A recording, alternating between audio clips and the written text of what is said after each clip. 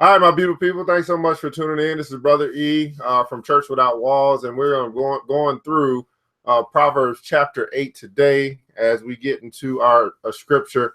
Now, today's episode is brought to you by True Detergent. That's right, True Detergent, black-owned and manufactured right here in the Atlanta area. Today is Sunday, so I know it's washing day, so I know you need to get your detergent so you can make sure you get your wash clothes on. So give us a call at 678-851-2400. That's 678-851-2400. This is a 101-ounce bottle.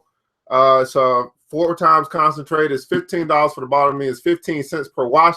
When we compared it up against Gain is at 16 cents per wash. Tide is at 19 cents per wash. Matter of fact, Tide and Gain, when you buy those, you actually are supporting Procter & Gamble. They are both under the same umbrella. But True Detergent, when you buy True Detergent, you are supporting your own brother or sister. So here's the deal. You're going to wash your clothes anyway. The question is, are you going to practice what you preach, which is circulate your dollar right back within your very own community by switching to True Detergent? Make the switch. What's going on, Justin? How are you? Good morning. How are you? Thanks so much for tuning in. Now we're going to be going through Proverbs chapter 8 today in Church Without Walls. And here's the deal, guys. This is where I started my journey as I began to read through the Bible. And I say this with all, I don't know. I mean, I understand that a lot of people go to church, but a lot of people don't read the Bible. And I just don't understand it. I don't get it. So the purpose of this show is just to help you move through your own journey. And the reason why I started Proverbs, because that was the one place that I felt like, well, hey, this is supposed to give me some practical wisdom. If I read through this, I wanted to vet it out and see if I found anything that was not true, and I couldn't. And so that just motivated me to read the rest of the Bible. So I've read the Bible, I think 3 times in my life, the whole Bible. And again, I say that, read the book. When you read the book, just reading the book can change your perspective. It can give you a lot of insight. And you can actually be vetting out some of the things that even happen in the church, because some of the things that happen in the church isn't in the book. So read the book. So we're going through Proverbs chapter 8. Now, here's my challenge to you. Is for you to take this chapter and read it once a day, every day for the next 7 days. So you can get it inside of you. So you start to grasp some of the concepts for practical living that come out of the book of Proverbs. So we're going through Proverbs chapter 8. And this chapter is talking about the Lady Wisdom calling out to each and every one of us to grab some of this wisdom. It's free for those who want it. And wisdom is the principal thing. So let's get right into Proverbs chapter 8. Now, I'll be reading from the Message Bible and also the NIV today, because the Message Bible is great for just reading, but I think it misses some things as far as interpretation is concerned. So at certain points in time, certain points of the scripture, I'll pull out and I'll go to Proverbs, the NIV Bible, so you can just hear a different interpretation of the very same scripture. So let us begin. Proverbs chapter 8. Lady Wisdom calls out. Lady Wisdom calls out. Do you hear Lady Wisdom calling? Do you hear Lady Wisdom calling? Can you hear Madam Insight raising her voice? She's taking her stand at First and Main at the busiest intersection, right in the city square where the traffic is thickest. She shouts, "You! I'm talking to you, all of you. Everyone out here on the streets. Listen, you idiots. Learn good sense." Everybody put in the comments below, good sense. See, wisdom calls out. You go out into the middle of the street. She's trying to capture anyone who would listen. And she says this. She says, learn good sense. Now, some of us will say common sense, right? But how many guys know that common sense ain't so common no more? Why? Because everyone isn't listening to the same wisdom. As a matter of fact, I would say that many of us are not listening to wisdom at all. Listen, you idiots, learn good sense. You blockheads, shape up. Don't miss a word of this. I'm telling you how to live well. Now, I find this interesting because the good book tells us it tells us intently that he's trying to teach us how to live well. And how many guys will say, man, you know what? I want to learn how to live well. I mean, I've tried everything else, but let me try to learn how to live well. For the rest of my life, the rest of my days here on the earth, I want to learn how to live well. All right, let's see what it says here in the good old book here, the good old NIV. It says this. It says, listen, for I have trustworthy things to say. I open my lips to speak what is right. My mouth speaks the truth. for my lips detest wickedness. And back to the Message Bible here. It says this. It says, don't miss a word of this. I'm telling you how to live well. I'm telling you how to live at your best. My mouth chews and savors and relishes truth. I can't stand the taste of evil. Not only hear true and right words from my mouth, you'll only hear true and right words from my mouth. Not one syllable will be twisted or skewed. You'll recognize this is true with your open minds. Truth-ready minds will see it at once. So I got to ask you today, guys, is your mind truth-ready? And I said this, I think earlier this week, I said that, we can complain about not being taught the truth, maybe in public school, maybe wherever we've been, never been taught the truth. But really the sin or the misjudgment is for those who don't seek truth. You're not truth-ready. Like it says this, I think it was, I forgot who said it, though. He said, can you handle the truth? You can't handle the truth. Some people just can't handle the truth. It's amazing how when you speak truth, it can literally upset people, right? Because they can't handle the truth. Like the truth is what the truth. And I think we need more of the truth. You know what I'm saying? Don't we need more truth in our life? But yet, when you speak truth and it goes against someone's ideology, someone's belief, someone's perspective on life, true or not, they get upset. They get offended. And now think about this for a second. I'm going to be offended by truth. I'm going to be offended by facts. I'm going to be offended by something that doesn't match my ideology, even if what's being told to me is true. Man, that is a twisted mind, a mind that wants to go after everything untrue or everything evil. All right. It says, prefer my life disciplines over chasing money and God knowledge over a lucrative career. For wisdom is better than all the trappings of wealth. Nothing you could wish for holds a candle to her. We're going to read this out of NIV. So choose my instruction instead of silver. So we should choose instruction. Everybody put in the comments below instruction. It says also choose knowledge rather than choice gold. Everybody put knowledge, instruction, and knowledge, and then of course wisdom. For wisdom is more precious than rubies, and nothing you desire can compare with her. So now we got to say this, guys. If instruction, if knowledge, if wisdom is more precious than silver, gold, or rubies, what have we been chasing after? What have we been chasing after? How many of us have been chasing money for all of our lives? Chasing money, knowing that money is very fickle, right? But I've learned that as I chase after wisdom, knowledge, and instruction, the money will come. Yeah, if you chase after wisdom, knowledge, and instruction, money will come. See, a fool and his money will soon part ways. Where does it go? It goes to the people with knowledge, with education, with wisdom. They know how to actually use or to fix or to solve whatever problems there are here on the earth. They know how to serve people, right? See, money flows to those who know what to do with it. Let me repeat that again, because so many of us are focused on money. Money flows to those who know what to do with it, to those who know how to manage it, right? So the question is, are you a good manager of resources, or are you a waste of them? And if you waste resources, wealth, money, then why should more flow to you? It's not an attractive trait to money. Wasting money, wasting wealth, wasting resources is not an attractive thing to money, to wealth, right? But what is attractive? What is attractive to money? What is attractive to wealth? What is attractive to resources?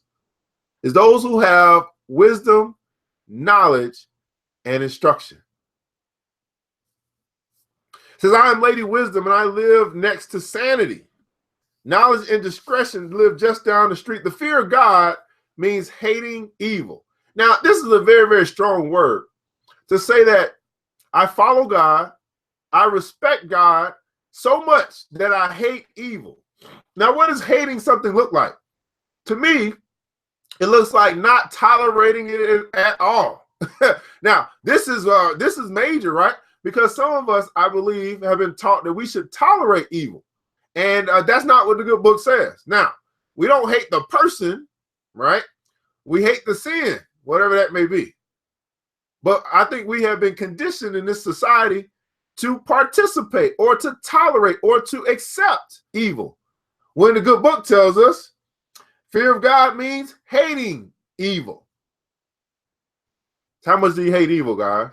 How much do you hate the things that God hates? Now, matter of fact, he'll tell you right next what he says he hates. He says, I hate pride and arrogance, evil behavior, and perverse speech. So pride, right? Pride comes before the fall. Arrogance, that's another word for ego. Those are the two things that kill the community, pride and ego. Matter of fact, God says he hates that. I hate pride and evil and arrogance. I hate pride and ego, says the good book, says Lady Wisdom. I hate it. And he also hates crooked talk or perverse speech, twisted speech, saying one thing but meaning another, lying, perverse speech. Those are things that God hates.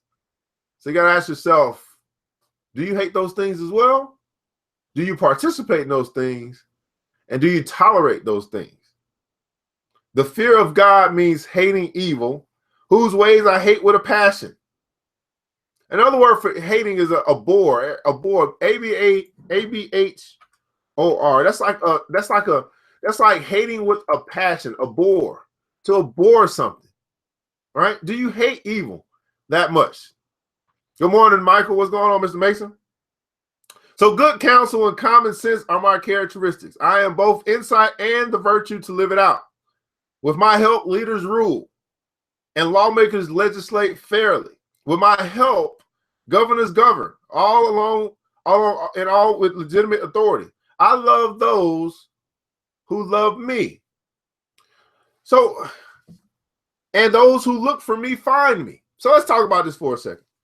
So the fear of God means hating evil, right? And he says here what he hates is pride and arrogance, the two things that kill the community of pride and ego. He hates those things. God hates those things. Lady Wisdom hates those things. Then he says, I love those who love me. So if you love wisdom, you'll get love back in return. But if you hate wisdom, it doesn't seem like you get a whole bunch of love.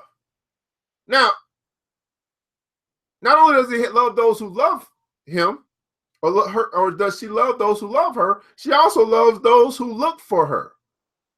So are you looking for wisdom in your life? Are you looking for the right answer? Are you looking for the sound advice? Are you looking for knowledge? Are you looking for instruction? Are you looking for a way? Those who look for me find me. Now, this is very important because many of us find ourselves in situations where we need a little help. Now, he tells us that with his help, leaders rule. With his help, governors govern. So I would say, well, with his help, you can do whatever it is that you want to do or need to do or are called to do. With his help. But are you looking for his help? His help is wisdom. Are you looking for his help? And he also says that if you look for me, you'll find me. But often we find people in our lives, we find ourselves not looking for wisdom, not going to the source for wisdom. We're trying to do things in our own way. Now, how many guys would agree? When you've done things your own way, it hasn't always worked out, right? I did it in my own strength, my own intellect, my own insight. I made these decisions by myself. And it says to me that in the good book, he's saying, with my help. Everybody put in the comments below, with my help. See, if you are operating from a prideful disposition, if you're operating from an arrogant disposition, you won't look for God's help. That won't even be an idea of yours because you'll think that I can figure this out on my own. But God says this, with my help. Are you going to look for God's help this morning, this week, this month, this year? Are you going to search out for God's wisdom this week, this month, this year? God says, with my help, leaders rule. With my help, governors govern. Those who love me, I love those who love me. Those who look for me find me. Seek and you shall find. Wealth and glory accompany me. So once you find this wisdom, Here's what comes. Here are the benefits. Everybody put in the comments below the benefits. Here are the benefits that come with you looking for and finding wisdom, right? Not looking for and finding money, right? But looking for and finding wisdom. Wealth and glory accompany me. Also, substantial honor and a good name. Wealth and honor accompany me. Also, substantial honor and a good name. My benefits are worth more than a big salary, even a very big salary. The returns on me exceed an unimaginable bonus. You can find me on Righteous Road, that's where I walk, at the intersection of Justice Avenue, handing out life to those who love me, filling their arms with life, armloads of life. I'm going to read this out the NIV Bible. Right? With me are riches and honor, enduring wealth and prosperity. My fruit is better than fine gold. What I yield surpasses choice silver. I walk in the way of righteousness along the paths of justice, bestowing a rich inheritance on those who love me and making their treasuries full. Man, it says to me, guys, that we got to do some better looking for this wisdom. God's sovereignty made me the basic, before he did anything else. I was brought into being a long time ago. Well before Earth got its start. I arrived on the scene before the ocean, yes, even before the springs and rivers and lakes, before mountains were sculpted and the hills took shape. I was already there, newborn. Long before God stretched out Earth's horizon, attended to the minute details of soil and weather, and set skies firmly in place, I was there. When he mapped and gave borders to the wild ocean, built the vast vault of heaven, and installed the fountains that fed ocean. When he drew a boundary for the sea, posted a sign that said no trespassing, then staked out Earth's foundations, I was right there with him, making sure everything fit day after day. I was there with my joyful applause, always enjoying his company, delighted with the world of things and creatures, happily celebrating the human family. So why is this kind of important? Because when you go after, you seek for, you look for wisdom.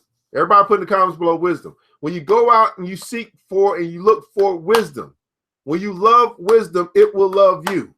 When you do that and when you find it, here's what comes with it. The benefits come with it, right? The wealth, the glory, the honor, the good name, all of the benefits that come with it, right? Your yields, your returns on life, all of the benefits that come with it. But what you need to understand is, what is this wisdom? This wisdom is from the ages. Wisdom from the ages, right? Wisdom that was here at the very before the beginning. This is the wisdom that you're going to search for, you're going to look for, you're going to love. And that's the wisdom that comes with all of the benefits. Man, I love this because we're talking about the wisdom of God, right? The wisdom of God and its benefits. And exactly what that wisdom is wisdom from the ages. Who can go wrong with wisdom from the ages? So, my dear friends, listen carefully. Those who embrace these my ways are most blessed. Those who embrace these my ways are most blessed. So then it says in the NIV, now then, my children, listen to me. Blessed are those who keep my ways. Blessed are those who keep. Now, I find this interesting because there are people who don't keep his ways, who say that they are blessed. Let me repeat that again. There are people who don't keep his ways, who say that they are blessed. Now, isn't that interesting? Because it says in the good book, but blessed are those who keep my ways. So how can you and I, people who may or may not keep his ways, say that we are blessed when the good book tells us who is blessed? The people who are blessed are those who keep his ways. It's in the book. Let's stop making stuff up and let's read the book. So, my dear friends, listen carefully. Those who embrace these my ways are most blessed. Mark a life of discipline and live wisely. Don't squander your precious life. Bless the man Blessed the woman who listens to me. Again, blessed are those who keep his ways. Blessed are those who listens to him. Awake and ready for each morning, alert and responsive as I start my day's work. When you find me, you find life, real life, to say nothing of God's good pleasure. But if you wrong me, you damage your very own soul. When you reject me, you're flirting with death. Let me get this out of the message, out of NIV.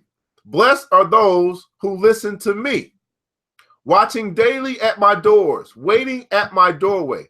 For those who find me find life and receive favor from the Lord.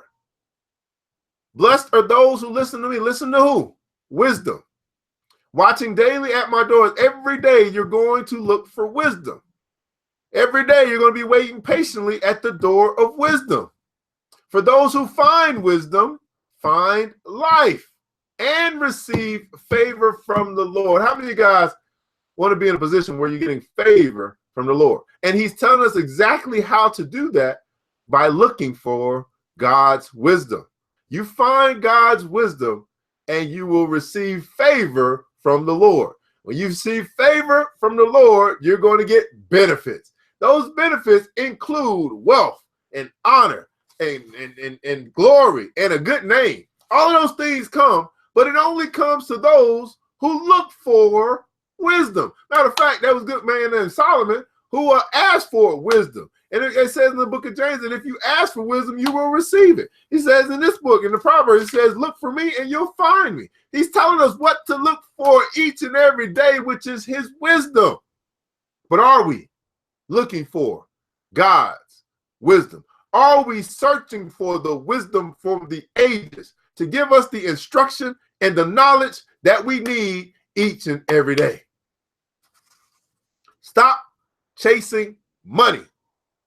Chase wisdom. Then here's this. He says, those who fail to find me harm themselves. Although all who hate me love death. All who hate me love death. Well, guys, this is the end of chapter 8, man. Hopefully you got something out of it. And my takeaways are this. I need to look for wisdom each and every day of my life. And as I go after wisdom, I understand that there are things that come with it once I find it. Once I get my hands across it, once I grasp that wisdom, I understand there are benefits that come with wisdom. I also understand where this wisdom is from. It's wisdom from the ages that helped to form this very earth that I'm living on today. I want that kind of wisdom. I want the wisdom that stands the test of time. And I found that to be true in the book of Proverbs. But also it tells us this. He tells us this, that if we don't search for wisdom, if we choose to hate wisdom, then there are benefits or curses that come along with that as well. And we will be damaging our very own soul, and we'll be flirting with death, which could be physical, but it also could be a spiritual death as well. So I believe that you have a decision to make. What you're going to search for today, tomorrow, this month, or this week, this month, and this year. Are you going to continue to be a person that's going to chase after money, or are you going to make the decision today for the rest of your life to look for God's wisdom? Well, guys, this is Brother E with Church Without Walls, and I say this, guys, with all sincerity, that this is what it is, man. Where 2 or 3 are joined together in his name, there he is. That doesn't matter whether you are in some building or not. We are having church without walls today. But it's not the regular kind of church. No. I don't want you to send any collections or offerings to me. What I'd like for you to do is go out into your local neighborhood. Feed that homeless person or hungry person. Find some shelter. Maybe get a hotel room or something for that homeless person. Feed the hungry. Help the poor. This is what the Bible calls us to do. And I believe that we need to spend more time outside of the walls than inside of the wall. I believe that we need to have church in our communities and not inside of a building. That's just my belief. That's what I read when I read the Bible. I read that we go out into those places that need us most. The places where they're sick, the places where they're poor, the places where they're homeless, and we make our mark there. It's a sad day to me when we go to church on a Sunday morning and we walk right past the people who need us most because we're looking too good to help. Well, I want to change that. And I believe that the Bible tells us what we should do. And I'm just going to do what the Bible says, not what the church says. I'm going to do what the good book tells me to do. The reason why I know what the good book tells me to do because I read the book. So my challenge to you guys is to read the book for yourself. Get understanding, get God's understanding for yourself, his instruction for yourself, and then make the necessary adjustments as you see fit based off what God tells you to do. Well, this is Church Without Walls, chapter 8. Again, read this chapter each day for the next 7 days, and we'll be back next week with chapter 9 as we continue to go through the book of Proverbs, which to me is nothing more than daily wisdom for your life. This is Brother E. Thank you so much. Have a wonderful, wonderful, blessed week. And I'll see you guys next time.